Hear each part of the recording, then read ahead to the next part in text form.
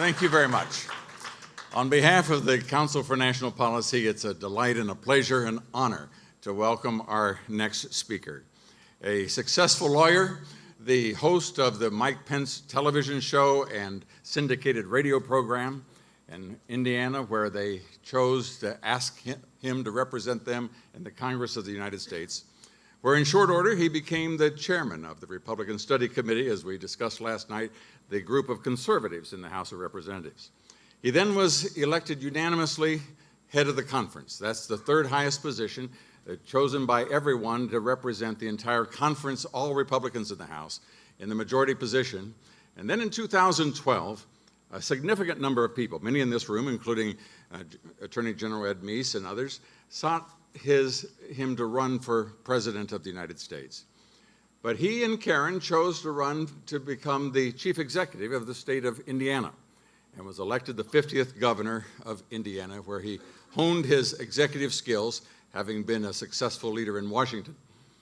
He then, in 2016, when the nominee for President of the United States, who had never run for office before, scoured the nation to find someone who would represent our values and be respected across the board, internationally and nationally, and at the state level among the state executives. I had the opportunity to address a group of Christian businessmen in Dallas, Texas, about 6 weeks before the election, several hundred couples. And they were asking the question about our nominee for president. There was no record. He hadn't served in office before. And they were concerned as to what kind of leadership he would provide, what kind of judges he would give, and where he would stand on taxes for sure, and that kind of thing. And I simply posed the question to the people assembled there. I said, let us suppose that you're the nominee for President of the United States. And you have an option to choose anyone to be your running mate out of 330 million Americans. Who would you choose that would be more respected in Washington, would have the skills and leadership at the state level, would be solid, committed to our values? Of the 330 million, if you want to know what kind of person this executive would choose, who would you choose that would be better than the choice that he has made as his running mate? The room was quiet for a little bit, and then they wanted to go on to another question. I said, no, I think this is appropriate to focus on. Our candidate for president scoured the nation and found the person that he believes would be the best person to be president of the United States in his absence. Would you choose anyone else? The room was quiet. They began to applaud, and then they gave a standing ovation in absentia. The world is a different place now than it was 2 years ago. The world will be a much better place over this next decade, economically, militarily, politically. But in this very close race that took place, that allowed America to change course, it was made possible because of our speaker this morning, the 48th Vice President of the United States, ladies and gentlemen, Mike Pence.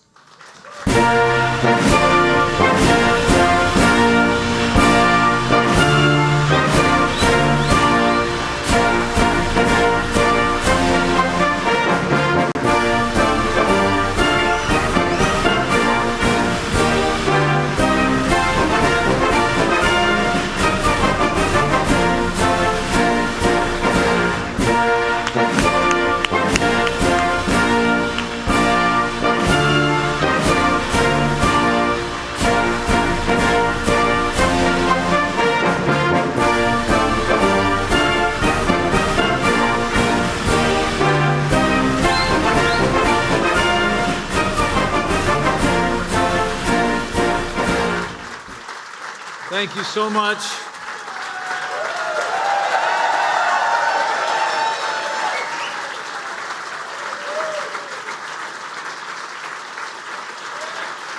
Thank you so much.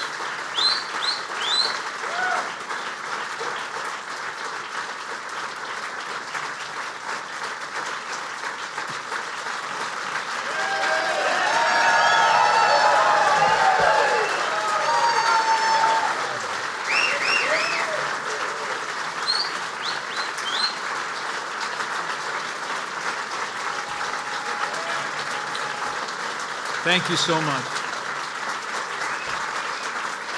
Please. Thank you. I'm very humbled. I'm very humbled by that warm welcome from so many great conservative friends. And let me just say, hello, CNP. You are a sight for sore eyes. It is so great to be with all of you. To my great friend, Congressman Bob McEwen, really, I think someone who is not a dear friend of mine, but has been a great leader in the conservative movement from the days of the contract with America forward. Would you join me in thanking Bob and Liz McEwen for their incredible leadership of this organization and this movement? To all of my fellow conservatives gathered here today, thank you for coming from near and far to be here in New Orleans, and more importantly, to be a part of one of the oldest and most effective organizations in the history of the conservative movement, an organization that's made a difference for America yesterday, today, and tomorrow. Thank you for being a part of the Council for National Policy.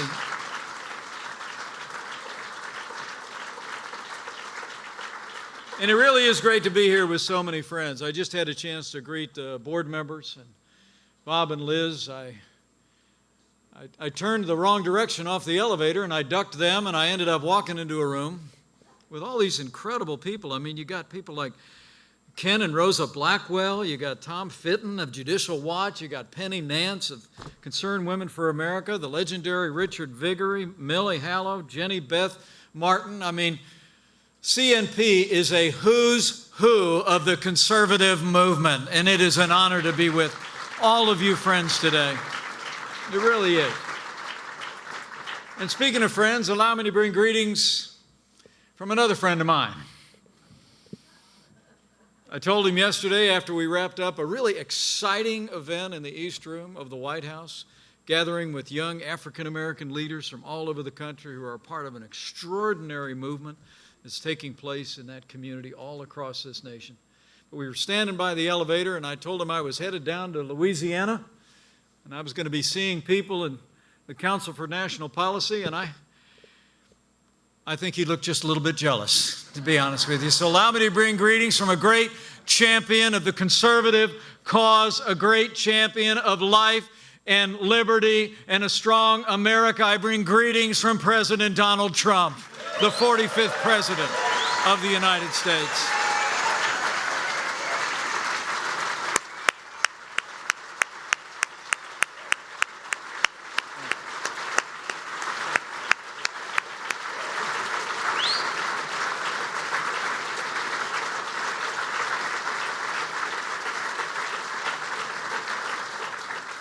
Isn't he something? I'll tell you. You know, some people think he and I are a little bit different. But I'll tell you what, he and I have become very close friends. And I just promise you, I see it every single day. Whatever the other side is throwing at us, he gets up and he fights for the agenda and the values the American people elected us to advance. This movement and the people of this country have a champion in President Donald Trump, and I thank you for standing by him. I do. In fact, really why I'm here. Really why I'm here. I got this wonderful invitation that I just wanted to come and say thank you. Thank you for your enduring support. And frankly, the leadership in the council that the Council for National Policy advises and gives this administration every single day. Thanks for standing strong with this president and this administration.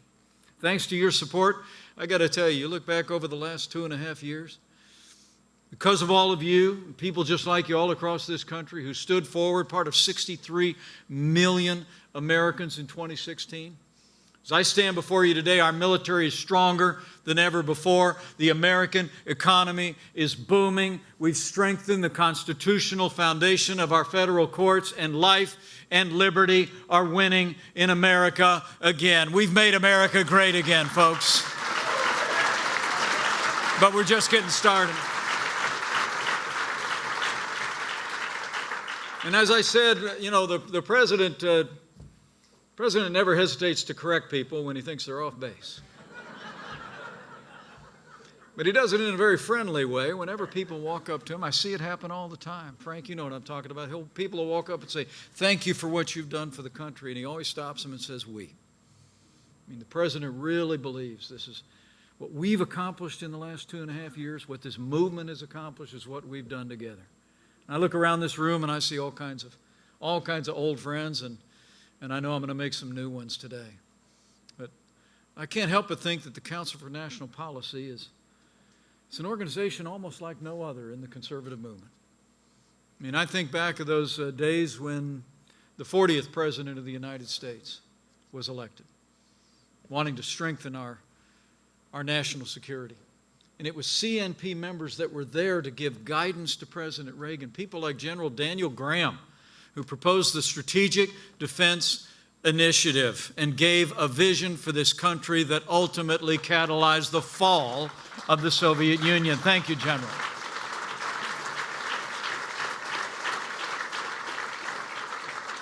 But it was ideas that came out of this organization. In fact, I was just up in Iceland the other day, and I was in Reykjavik. And I went to the very house where President Reagan and President Gorbachev met.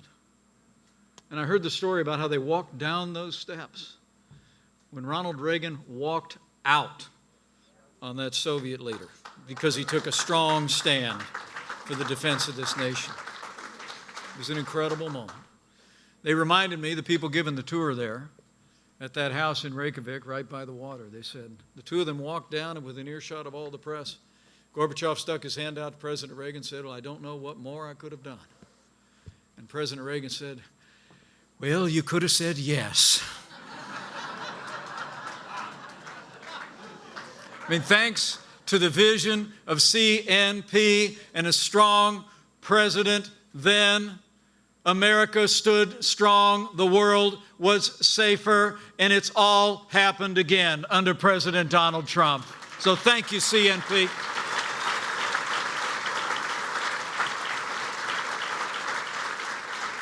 And CNP was there, I mentioned it before, when CNP was there playing a role when Newt Gingrich and Bob McEwen and others got this crazy idea that they could end 40 years in the wilderness and actually win back a majority in the Congress.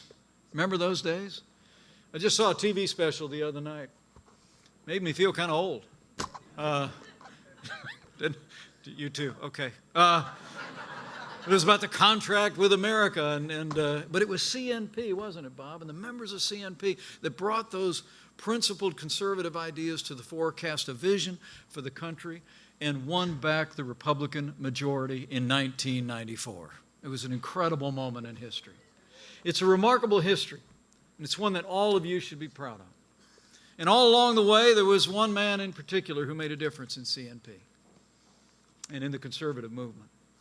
I'm told he got his start right here in Louisiana in Republican politics. For decades, he served as Virginia's Republican National Committeeman. He's now treasurer of CNP, and as the founder of the Leadership Institute, he literally has raised up and trained generations of men and women who already hold offices around the country and will be leaders in this country for many years to come. Would you all join me in just showing the gratitude and appreciation and love we all feel for Morton Blackwell?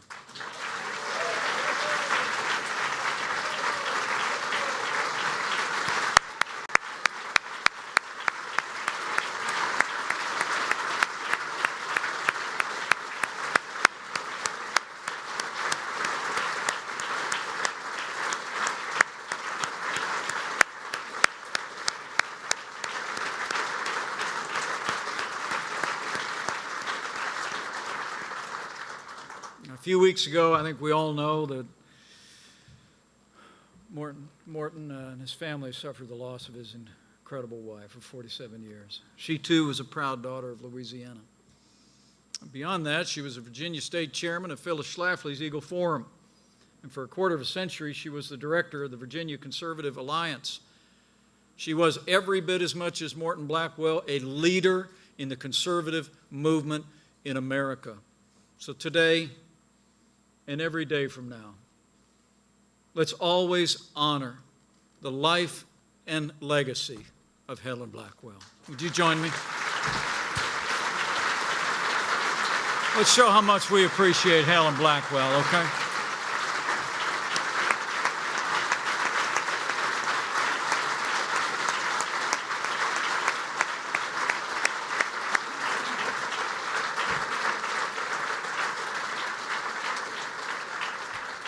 Thank you, Morton, and God bless you.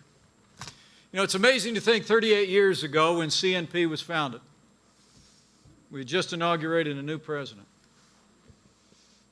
It was an outsider who had taken the Washington establishment by storm. They attacked him from the beginning. They didn't have the internet back then. They didn't have 24-hour cable television, but I remember it well, just like so many of you do. He'd someone who'd been successful in entertainment, and he brought that leadership quality, that ability to communicate into politics late in life. I mean, even some in the Republican Party back then thought that that president's rhetoric was too strident. Did. But millions of Republicans and working-class Democrats flocked to his campaign because they believed in his promise to renew the dream of America. President Ronald Reagan did it in his time, and President Donald Trump has done it just the same in ours, thanks to your support. It's true. Because when you think about it, you think about the progress, those of us that remember the 1980s. And some of us are old enough to remember. Some of you were very active in those days, very active working with President Reagan. How things come around again. It's just amazing. I mean, I think when you look at the progress that President Trump has made, working with our allies in Congress in the last 2.5 years, it's not only reminiscent of that time, but it actually, in so many ways, builds on what that time meant for this country. I mean, I look at the last 2.5 years, I think there's only one way you can describe it. It's been 2.5 years of action. 2.5 years of results. 2.5 years of promises made and promises kept. And we're just getting started, CNP. That's why we need all of you to lean into the fight.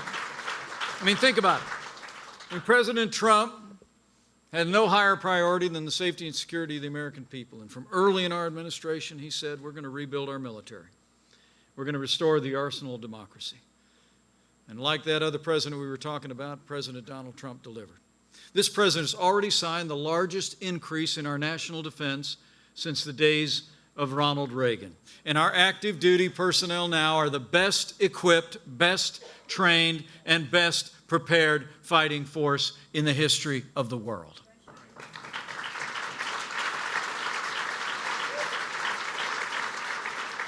I can tell you, not just as your vice president, but as the proud father of a United States Marine and the future father-in-law of a naval aviator, I couldn't be more proud to serve alongside a commander-in-chief who cares so deeply about the men and women of our armed forces and their families. Under President Donald Trump, we are once again giving our soldiers, sailors, airmen, Marines, and Coast Guard and their families the resources and support that they need to accomplish their mission, and we always will.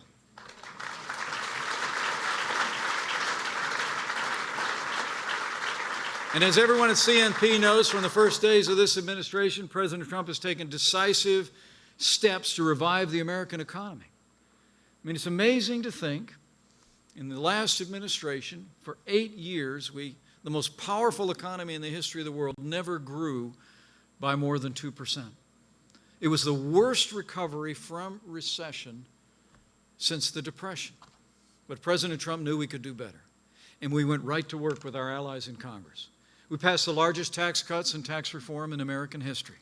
And President Trump has already signed more bills rolling back federal red tape than any president in American history, and we've unleashed American energy. This year will be a net exporter of oil and natural gas for the first time in 75 years. We're on the road to energy independence, America. And the economy's booming. This president's also been working to open markets around the world, forge free, fair, and reciprocal trade deals that put America first. And as I said, this economy is just, what do we say, rocking and firing, isn't it? The stock market yesterday was banging on the door of all new records. Businesses large and small over the last 2.5 years have created 6.5 million new jobs. And as was just announced yesterday, the unemployment rate at 3.5% is the lowest it's been in 51 years. More Americans are working than ever before in the history of this country. And the unemployment rate, this means maybe even more to the president and me. It's two factors. Number one, when you talk about wages, wages are rising at the fastest pace that they have in a decade. But they're rising most rapidly for hardworking, blue-collar Americans. The forgotten men and women of America are forgotten no more. And for the unemployment rate, today, it's at a 51-year low for the whole country. But we're seeing the lowest unemployment rate ever recorded for African Americans and Hispanic Americans. The American dream is working again for every American because we're putting common sense, conservative principles into practice. And with that renewed American strength, that revived American economy, under President Trump's leadership, I'm proud to say America is once again embracing our role as leader of the free world. You know, there's a real difference from the last 8 years. President Trump doesn't apologize for America. He stands up for America every single day on the world stage.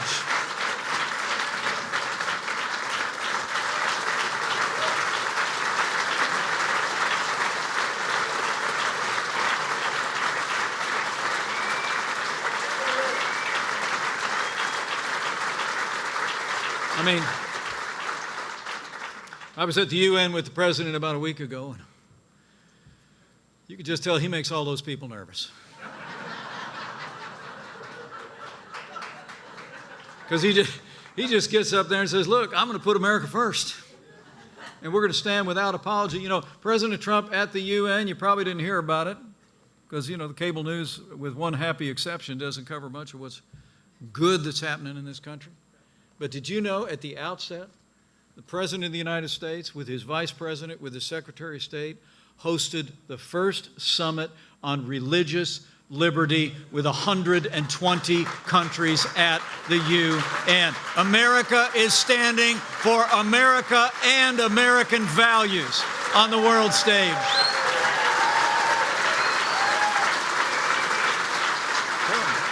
That's great.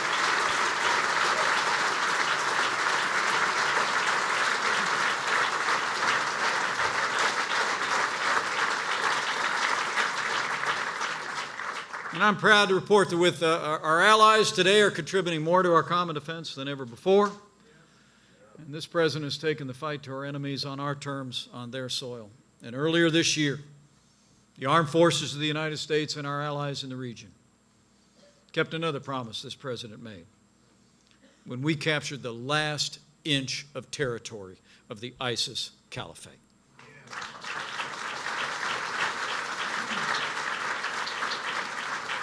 We stood strong against terrorism in the world, and President Trump has also stood strong against the world's leading state sponsor of terror. Like when he withdrew the United States of America from the disastrous Iran nuclear deal. No more pallets of cash to the mullahs in Iran. We put them on notice.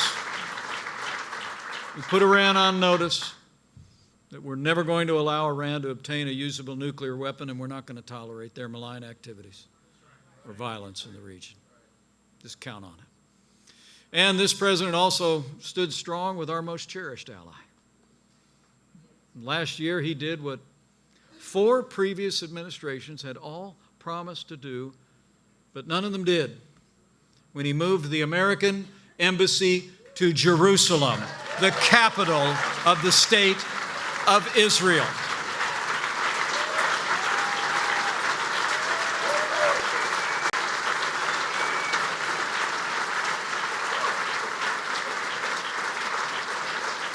You know, to say that every leader in the world tried to talk him out of it would be an understatement. I'm serious. I was around. But, you know, it really was a moment where I think you could learn something about this president, my friends. What I see every day. Because as he worked through that decision, people were telling him that if you move the American embassy to Israel, it's going to create all kinds of problems in the region. It's going to foment. And the president, he had two responses. Number one, he said, you know, I don't think so, first off. I mean, he's someone who's negotiated a lot of deals in his life, and he always has the view that if you really want to negotiate a deal, the first thing you take off the table is something that's not negotiable. And Jerusalem, as the capital of Israel, is not negotiable. So we moved our embassy there.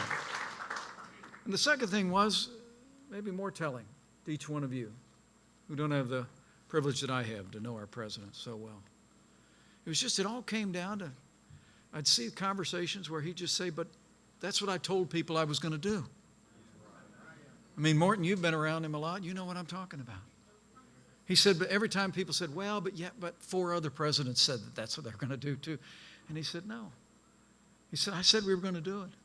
And I'm here to tell you, President Donald Trump is a man of his word. And he kept his word to the American people. He kept his word to the state of Israel.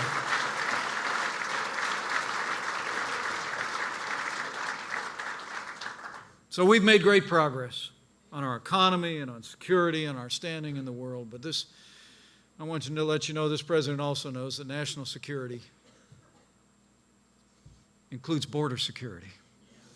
And under President Donald Trump, we've made historic investments in border security despite strident opposition by the do-nothing Democrats on Capitol Hill. It's amazing to think that in the midst of a crisis on our southern border where we saw an unprecedented number of vulnerable families being driven north to our border by human traffickers. Remember earlier this year, and the president and I holed up in Washington, D.C. through the whole Christmas break during that government shutdown because Democrats kept saying it was a manufactured crisis. It's a manufactured crisis. But we knew different. And so the president used his authority as president of the United States of America. He identified resources to enhance border security. We provided additional humanitarian aid at our border. And this president took a strong stand with Mexico, and now Mexico is doing more to secure their border and ours, and apprehensions at the southern border, as of today, are down by more than 60% in just 2 months. It's incredible. We're addressing the crisis through law enforcement. We're addressing the crisis through international cooperation. And I'm also happy to report to you, we've already started to build that wall on the southern border of the United States.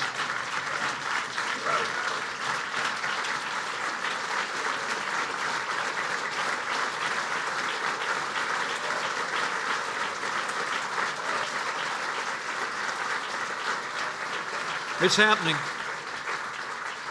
It's happening. If you don't believe me, just go to the president's Twitter account.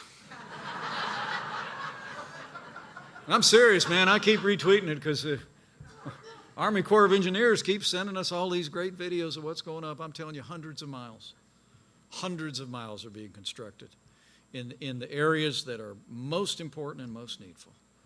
And we're making great progress as a country in spite of the do-nothing Democrats. And finally, on an issue which CNP has stood strong on for decades, President Trump delivered. It was this president and wise and sound counsel of members of CNP all along the way and allies in the conservative movement made it possible, as I stand before you today, to see 153 principled conservatives appointed to our federal courts, including Justice Neil Gorsuch and Justice Brett Kavanaugh.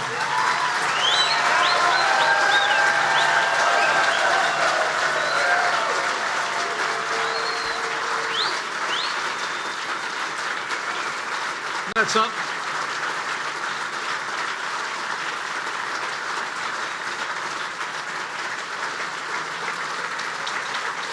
I mean to tell you,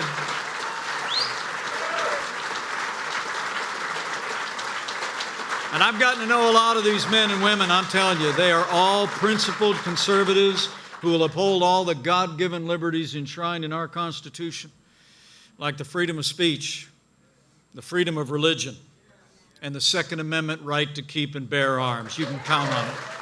Count on it. And let me take a moment to thank a man who's here with us today who, frankly, has probably done more than anyone other than the late Justice Antonin Scalia to revive originalism as a judicial philosophy in this country.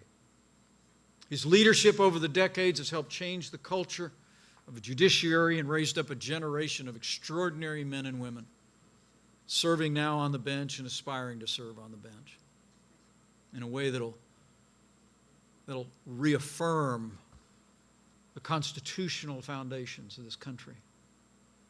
He happens to be a proud veteran of the United States Army. He served as a counselor to the President of the United States and the Attorney General to our 40th President. And I think one of the worst-kept secrets in America today is that on Tuesday at the White House, he will receive the nation's highest civilian honor, the Presidential Medal of Freedom. Would you all join me in congratulating Ed Meese for a lifetime of leadership for this country? Thank you, General.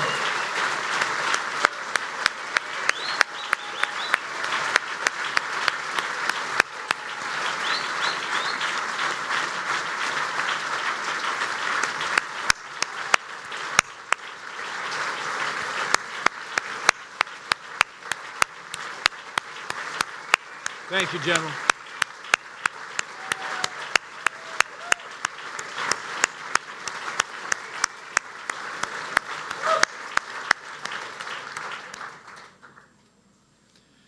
So this president and our administration have stood strong for our Constitution as written.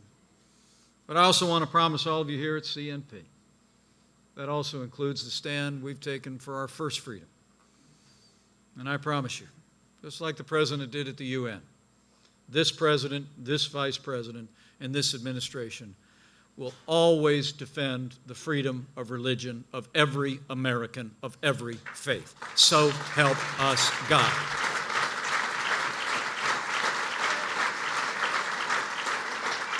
To that end, early in this administration, the president restored federal enforcement of our nation's conscience laws.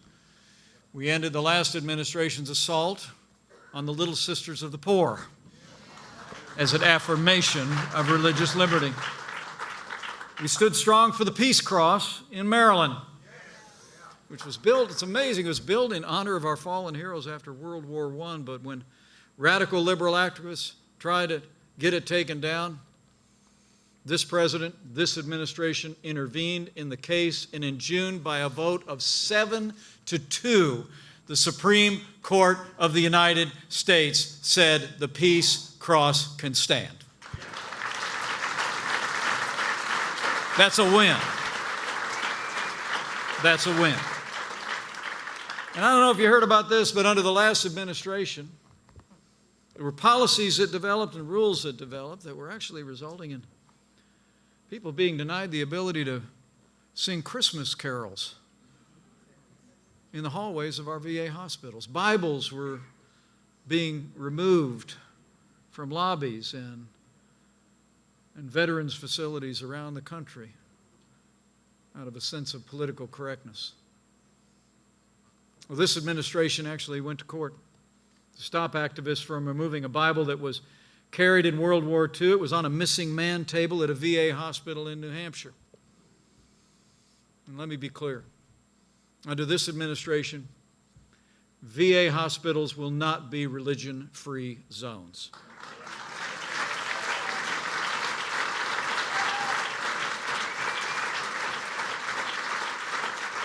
Thanks to our great Secretary Wilkie, we promulgated all new rules that respect the freedom of religion of every veteran, of every faith, and our message to the VA hospital in New Hampshire was simple: the Bible stays.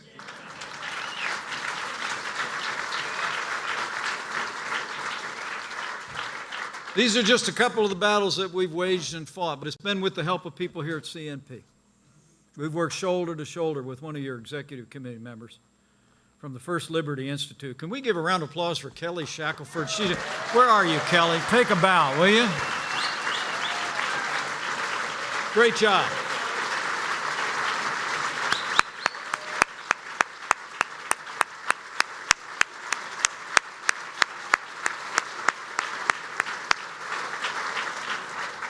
Thank you, Kelly. Great job. We appreciate you so much. And finally, you know, those of you who've known me for quite a while know that I'm pro-life, and I don't apologize for it. I've long believed a society can be judged by how it deals with its most vulnerable: the aged, the infirm, the disabled, and the unborn. And at a time when leading Democrats are advancing an agenda of late-term abortion and defending infanticide, I couldn't be more proud to serve as vice president to the most pro-life president in American history.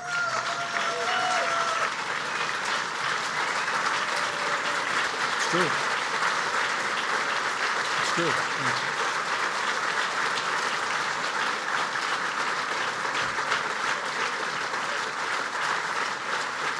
It's true.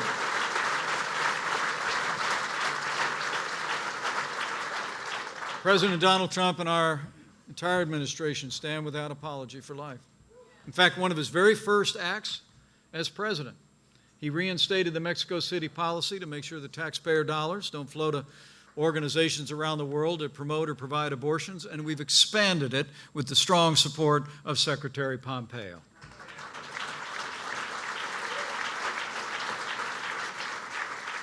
I'll never forget the day. It was very early. It was the first March for Life in our administration. I was standing in the Oval Office, and the president was looking at an invitation. He'd been invited to address the March for Life.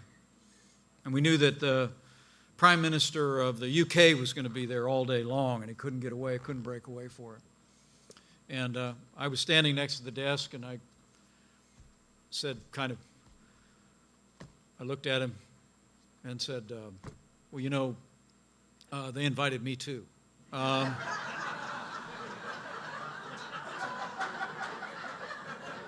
he looked up and he said, they invited you to the march? And I said, yeah. And he said, do you want to go? And I said, well, my family, our kids bundled up. We've been to lots of marches for life when I was in Congress and as a governor. And I said, yeah, I'd be happy to go. And he said, well, you should definitely go. And the President of the United States gave me the honor of being the first vice president in history to address the March for Life on the National Mall.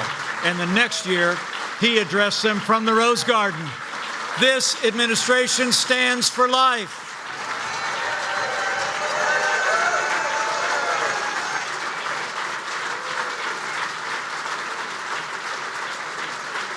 True story.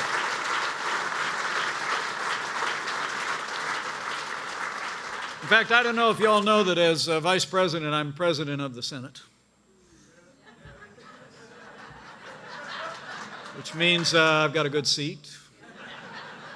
And it means that I cast tie-breaking votes.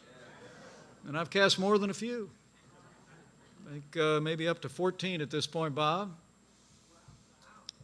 But my great honor was the day I was able to cast the tie-breaking vote to allow states to defund Planned Parenthood. And President Donald Trump signed it.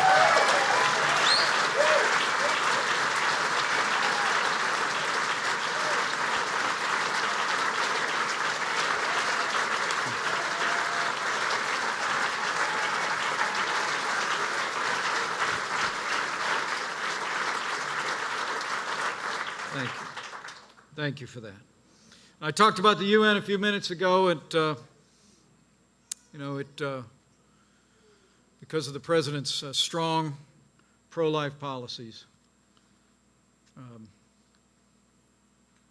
we also delivered a strong and bold message to the UN.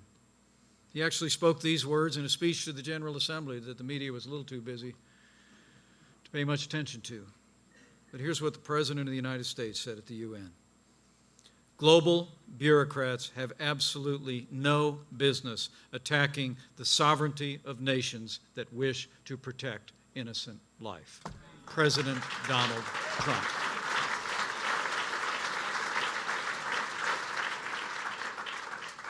So thanks to this president's leadership and the wonderful organizations represented here today and to CNP's strong stand, life and liberty are winning in America again. But make no mistake about it, the other side would like to reverse all that. They're motivated. I mean, their entire agenda, as near as I can tell, is just to undo everything we've done. I mean, where we cut taxes, they want to raise them. Where we've stood for life, they want to expand access to abortion on demand. I mean, the truth is, where we've cut regulation, they want to put an avalanche of regulation on the American people. And essentially, they want to take America back in the wrong direction. I mean, today's Democratic Party has embraced a radical, far-left agenda on social issues. And it's even more remarkable if you think about it. That today's Democrats actually openly advocate an economic system that has impoverished generations in the 20th century and stolen the liberties of countless people around the world. That system is socialism. I mean, I really never thought I'd live to see the day that one of the two major parties in this country would openly advocate socialist economic policies. But it's exactly what they're doing. I mean, under the guise of Medicare for all and the Green New Deal, Democrats are rolling out the same tired welfare state policies that have saw to the decline of nations around the world. But the leaders here at CNP know, maybe more than most, it was freedom, not socialism, that created the most prosperous nation in the history of the world. It was freedom. It was freedom, not socialism, that ended slavery, won 2 world wars, and stands today as a beacon of hope for all the world. We are going to say for the next year and a month, with one voice across this country, the moment America becomes a socialist country is the moment that America ceases to be America. So we must resolve, as the President said in his State of the Union address, America will never be a socialist country. And we have to carry that message to every American.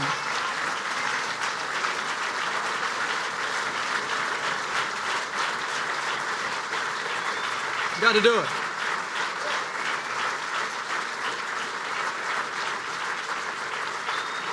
I mean, I think you can say the choice facing this country in a little more than a year has never been clearer. But the stakes have never been higher. I mean, we've made great progress in the last 2.5 years, and I'm saying to all my friends here at CNP, it's time to double down. It's time to get serious. Because as we all know, in support of their radical agenda, not only have they been advancing left-wing politics and policies out of the very fringes of Western ideas, but also do-nothing Democrats in Congress have spent the last 2.5 years in endless investigations, trying to overturn the will of the American people in the last election. You know, for the last 2 years, it was Russia collusion. When that one didn't pan out, 2 weeks ago, they wanted to impeach Justice Kavanaugh. And last week, before they had any of the facts, they announced a partisan impeachment inquiry against the President of the United States. Well, I'm going to make you a promise, everybody. whatever the do-nothing Democrats and their allies in the media want to spend their time on, President Donald Trump and I are going to stay focused and keep fighting for the issues and the ideals that matter most to you. Life, liberty, a strong national defense, safe streets, secure borders, and jobs, jobs, jobs.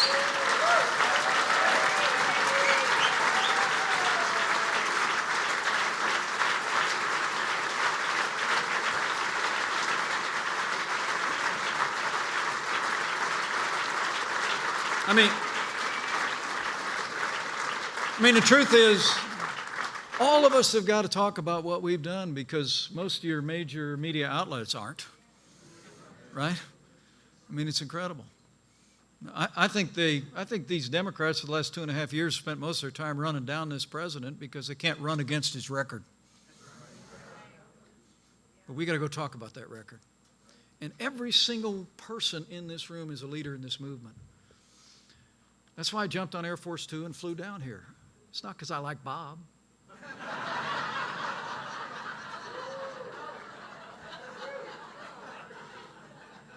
love Bob. I love Liz. But it's because I really wanted to come out here and challenge each one of you to own it. More than you ever have. And I know, look, I've been in this movement since the voice of that 40th president drew me into the Republican Party. I knew were the ideals that I'd been raised on by that immigrant grandfather and that small business owner dad raised me, who was a combat veteran. I was drawn into this party and into this movement, and I've been there with you shoulder to shoulder every step of the way, but this fight's now, it's time to get even more real, everybody. Okay? I mean, as that 40th president used to say, freedom is never more than one generation away from extinction. And that seems more evident today than ever before. I had a young person ask me just the other day, they said, how do you deal with the socialist agenda? And I said, we talk about freedom. We tell freedom's story to this rising generation because it's not going to be enough for us just to win the next election. We've got to win the next generation for freedom.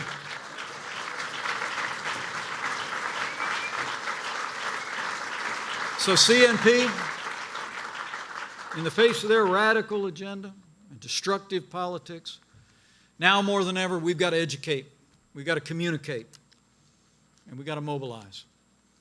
We've got to run so as to win in every day between now and Election Day. We've got to stand together. We've got to get behind all the courageous conservative men and women serving at every level of government. And I've met a few here today serving at the state level. We've got to get behind them because I got to tell you, the other side comes hard and they come personal. And so now more than ever, we need to rally behind men and women and their families who have been willing to stand up for the conservative agenda, beginning with this president and everyone who's behind him. I mean, the truth is we got to mobilize. We've got to mobilize time and talent and treasure. Everything CNP knows to do, just go do it. Pay more careful attention to what you've already done and do it again. And lastly, I would say to you there's one other way that I've always loved that CNP knows how to mobilize. And if you're inclined to bow the head and bend the knee over the next year and a month, it'd be a good time to do it. You know, I'll always believe that those ancient words that Americans have clung to in much more difficult times than we could even imagine today are still true today. That if his people, who are called by his name, will humble themselves and pray, that he'll do like he's always done in the long and storied history of this country. He'll hear from heaven. And he'll heal this land, this one nation under God, indivisible, with liberty and justice for all. So let's mobilize time, talent, treasure, but let's mobilize prayer and pray for America. it'll make a difference. I promise you. So thank you for having me here today. Thank you for who you are. I'm so humbled by the encouragement and support that I feel today and that I feel from conservatives everywhere I travel across this country. It's deeply meaningful to me. And while I have you, let me just say, thank you for the honor of serving as your vice president. It's the greatest honor in my life. Thank you.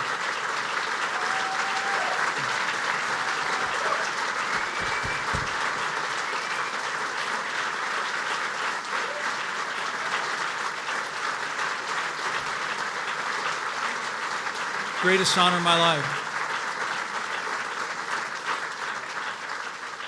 And I promise you, I'm going to work my heart out. I'm going to work my heart out to support this president, to support the agenda that all of us elected him to advance. And I'm absolutely convinced, as CNP has done for generations, that with your continued support, now more than ever, and with President Donald Trump in the White House for 4 more years,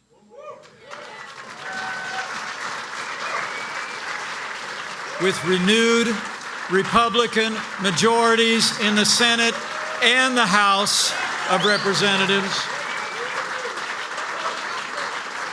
and with God's help, we're going to make America more prosperous than ever before. We're going to make America safer than ever before. And we're going to keep America great. Thanks, everybody. God bless you. God bless CNP, and God bless America.